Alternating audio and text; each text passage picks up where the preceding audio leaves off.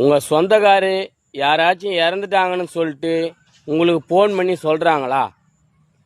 முடிஞ்சால் ஒரு மாலை வாங்கி போய் போட்டு அமைதியாக இருந்துட்டு வந்துடுங்க. மாலை வாங்கிறதுக்கு துட்டு இல்லையா? அமைதியானா போய் ஒரு 2 நிமிஷம் நின்றுட்டு மௌன அஞ்சலியாக செலுத்திட்டு வந்துடுங்க.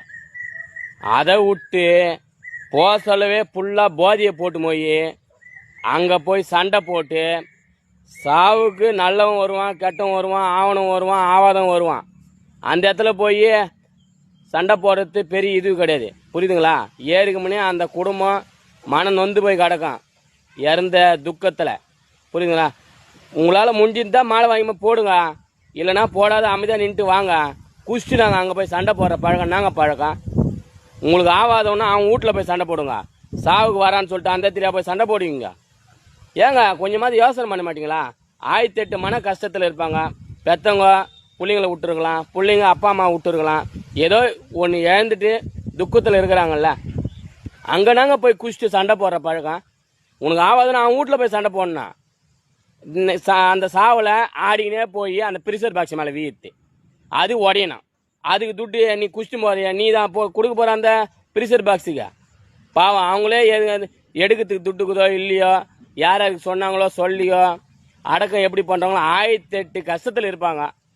அந்த இடத்துல போய் குஷ்டு ஆடி அந்த ப்ரெஷர் பாக்ஸ் மேலே வீழ்ந்து அது உடஞ்சி அதுக்கு சேர்த்து அவங்க துட்டு தரணுமா?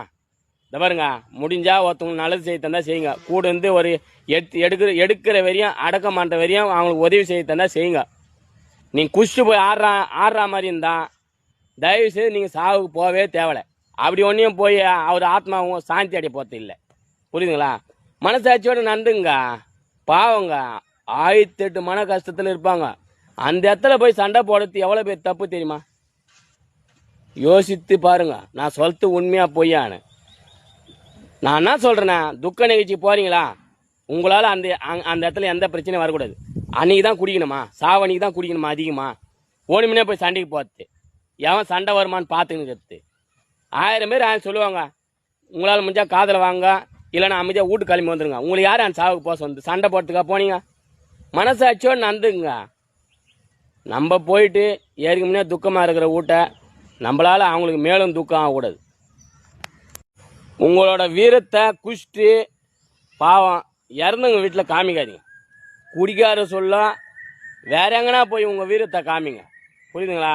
தயவுசெய்து குடிக்கிற ஆளாக இருந்தால் நீங்கள் ஏழு வீட்டுக்கே போகவே தேவையில்லை. இறந்துட்டாங்கன்னா அந்த வீட்டுக்கு நீங்கள் போகவே தேவையில்லைங்க. ஏன் போகிறீங்க சண்டை போடுறதுக்கா?